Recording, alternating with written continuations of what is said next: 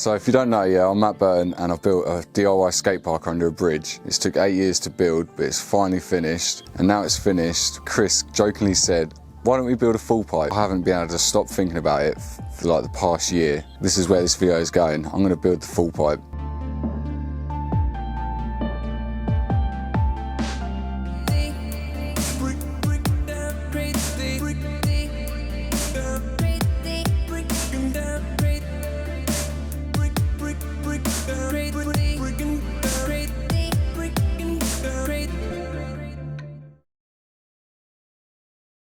What I'm standing on right now is the very first bit of concrete I ever did. And now moving on 8 years later, we've got all this. So these are like separate days obviously. So this would be one day, do another weekend where we did this.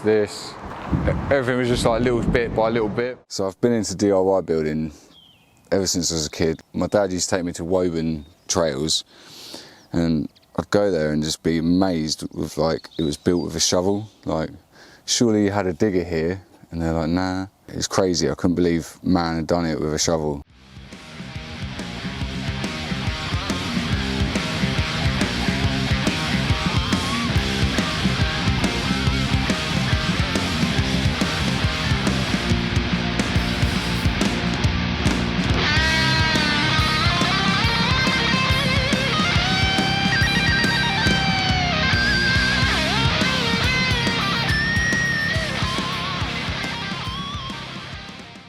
That original side, which took 8 years to build, I finished it in May 2020 with my mate Tommy. I thought I was done with it, told my missus and my kids I'm finished with the spot. But then I got this message, lots of messages from this kid Harry, scooter kid, yeah? And he kept on messaging me, asking how I do it. He wants to start a new section this side. So then I put out on my Instagram that me and this kid Harry was concreting this side. And then that's when Kris and Harry started messaging me, saying they want to get involved. I was like, yeah boys, come down. And it was like, can we build some rails? You know, can we make it more of a street section? I was like, yeah, definitely, that's what we want. But within a day, we had this side pretty much done.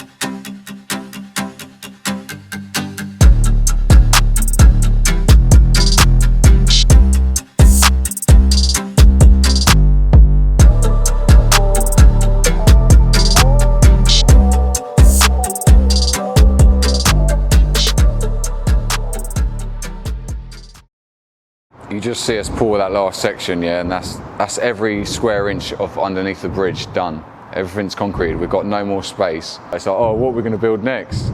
Let's build a full pipe, Kris joked. And then I came down here one morning and it was all fenced off and I couldn't get in. And I was like, what's going on? And I called over a worker, I could see people working in the building. I was like, what's going on? And he was like, oh, this building's got a new owner and he's not happy with kids coming into his car park. They've like spray painted on the building, they've smashed the window. That dude was not happy. I was like, oh bruv, man, that's not me. Like, yeah, I built this skate park, but I like, don't want any trouble and I'm not trouble. And he respected that and he was like, yeah, cool, but we're gonna put a fence all the way around the car parks to stop people coming in. I was like, oh, please don't lie, I've got one more build to do. And then, yeah, then you can put the fence up. He was like, all right, okay. He said, how long do you need? 3 weeks maybe? Like thinking I could do it in 3 weekends. And he was like, yeah, all right. After 3 weeks, we'll put a fence up. The pressure's on. I'm gonna cut the wood, show you the face of what this monster's gonna look like. So what I'm going to go for is a 6.5 foot transition. Double that makes 13 foot. So 6.5 foot, get to vert, and another 6. Like, hopefully it should be good.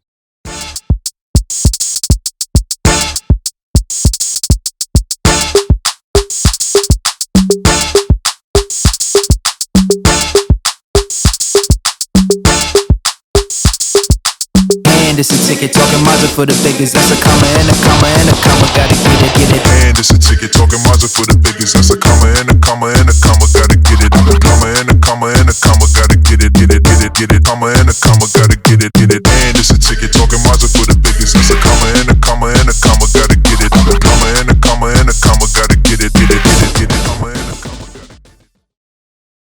I finally got all the wood out of my garden, brought it all down here, and we started the build. Check it out, look what I've got in the van. All this wood.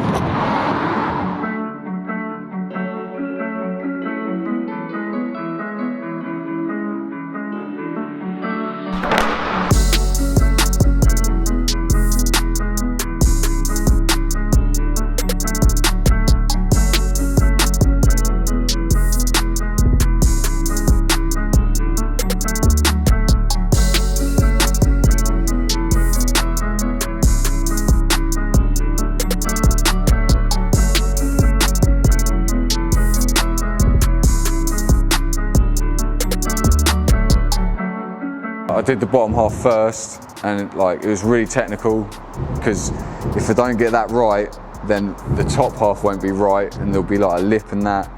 So it's like quite technical, man. Like it really did it really fried my brain for weeks. We're gonna have to leave, like, depending on how thick we're gonna make it, the concrete. That's 100 mil obviously in the middle here, and then because the concrete goes over the top of this.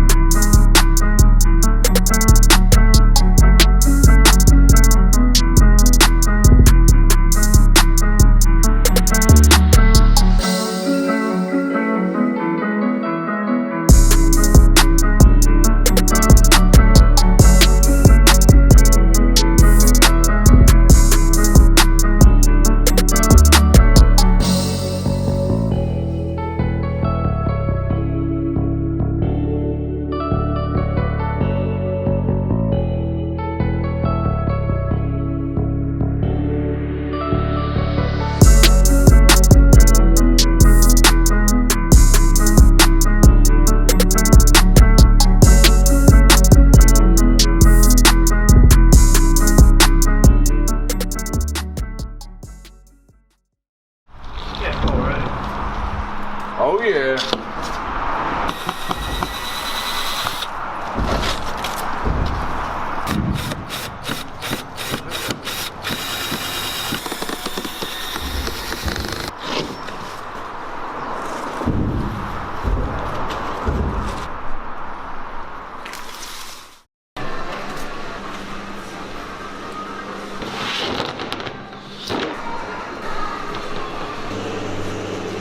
No one understood how this was going to work.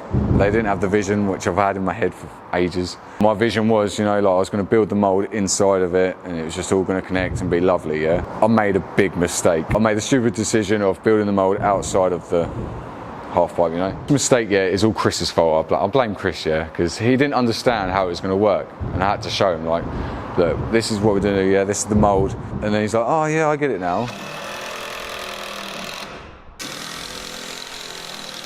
Get a little piece and just go floor across.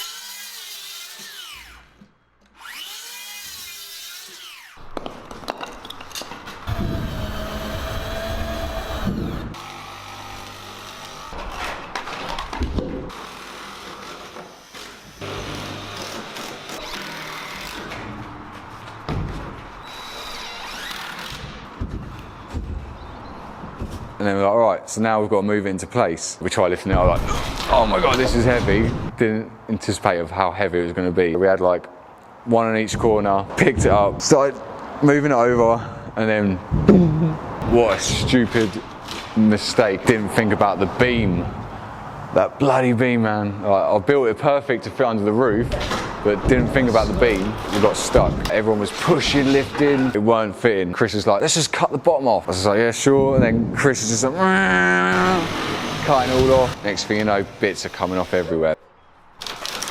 That was about 100 quid, if not more. It finally fits, and then everyone's knackered, you know, because of all that lifting. Everyone's like, yeah, that's it, it's in. And I'm like, nah, it's not. We still got to go up 100 mil. And then it goes up a little bit, but it doesn't go up high enough. Everyone's knackered, like no one wants to lift it again. So we just call it a day. I'm like, all right, I'll come back down and I'll try and sort it out. I came back down the following weekend with my mate Ben from Woburn. We spent all day Saturday trying to get into place and we couldn't do it. And then Ben said, like, let's just take it apart and rebuild it. So yeah, we did. We took it all apart. We tried doing it again, lifting it up and screwing it all in. It was just too heavy and it would just flop and just, you know, just wouldn't sit in the right place. Ben, he goes, why don't we just get a ratchet strap and tie it to the fencing of the bridge and pull it up?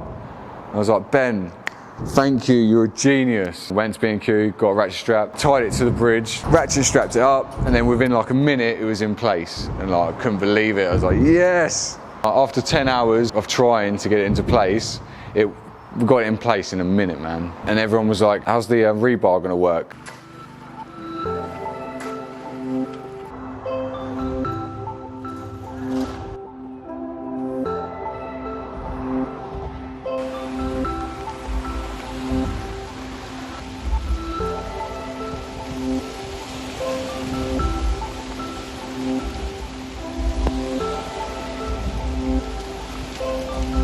Me, Harry and Kris, yeah, we was here till 1 in the morning, finishing that, getting it all smooth.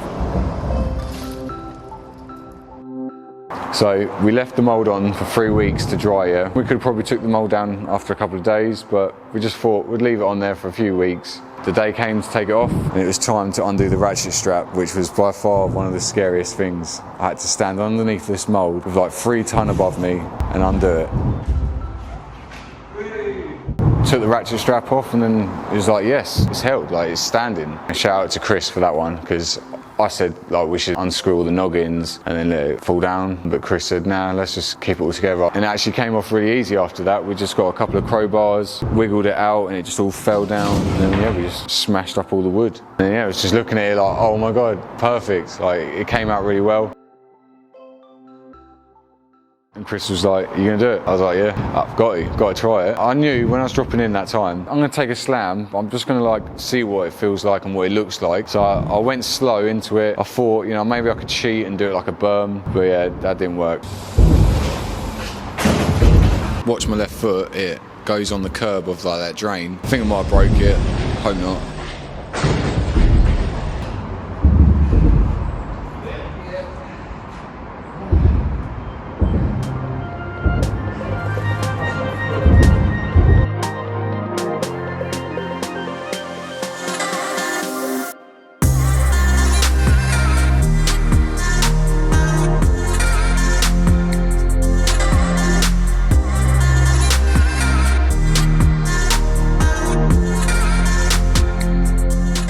So yeah, we did the last little feature, the berm at the back. I think it's come out real smart.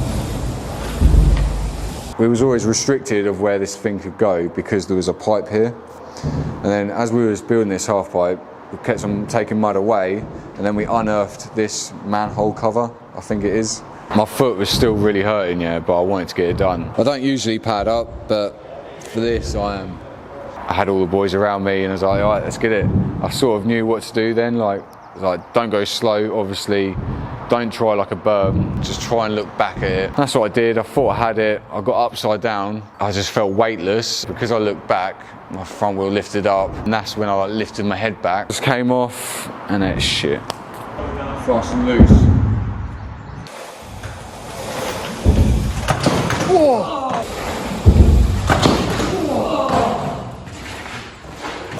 You alright? Yeah.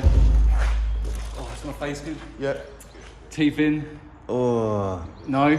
it's a little bit of scrape the gum. We took it down about 4 weeks ago now, and it's just been on my mind ever since. Can you imagine what my brain's been doing? Oh, I just need to get it done. Oh mate, I nearly had it. It's twice a stack now, man. It sucks. This was the most technical part of the build. We've got this wood here, but I didn't want it sticking out under here. We didn't want a bit of wood here, so I had to guess how much concrete was going to put over the top, which, you know, I estimated about 100 mil of concrete. But then obviously I had to set this back. Getting this right was crucial, man. Otherwise we'd have had like a lip or, you know, a curb pretty much. The same again on this side, like it just had to be perfect. Otherwise it wouldn't have been overall. It would have been like 50p'd. That little corner bit, I should have concreted that like a ramp. Hopefully this week I'm going to get some concrete from work and fill this bit in. After every time we did concrete here, I'd come back down that night to check it was okay and maybe slap it in and touch it up. The last pour I didn't do that. And kids, they stepped on it. I came back down the next morning with my little boy and we tried fixing it, but it was too late. Pretty much after every concrete I do, someone would write their name in it or something, or put their foot in it. But I'd always come back and I'd make it smooth again. But then this last one, I didn't do that. So congratulations to whoever you were. The reason for the spikes is hopefully stop kids climbing on it and jumping on it. You know, it's strong. That's pretty thick, man. Hopefully this ivy all grows and entangles all around this. Look at the grass. Hopefully when the council see this, they'll think it's a smart job and they won't knock it down. Fingers crossed.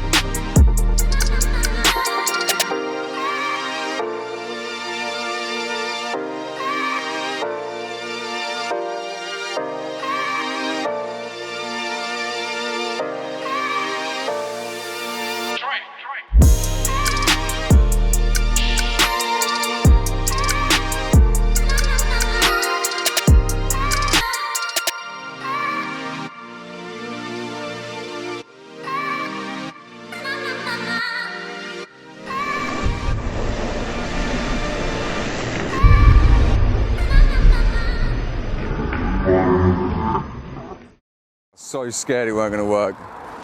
Imagine that, all that hard work and money, and it didn't work, but it works. It's actually quite easy. You just got to get your head around it. Do you remember me saying about the boss man going to put a fence up? Well, he has, as you can see. It's sort of good, it's sort of bad. My mind can now stop and rest. Like, this has been on my mind for so long. I'm so stoked it's finished. And like, you've got to come down and try it. Like, get your mates, come down. Like, you don't have to do it, obviously. Come down, ride the rails, do the volcano. But yeah, man, it's here now. It's here for a long time, hopefully. You! Peace!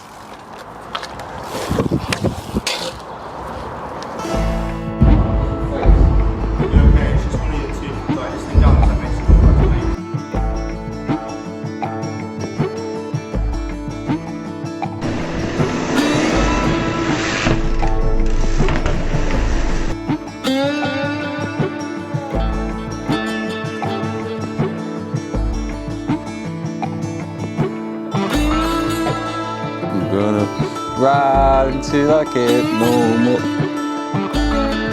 Shout out to the human or extraterrestrial who invented the wheel. Wearing a nose hair, those unseen. What's that, rat? Little rat down there.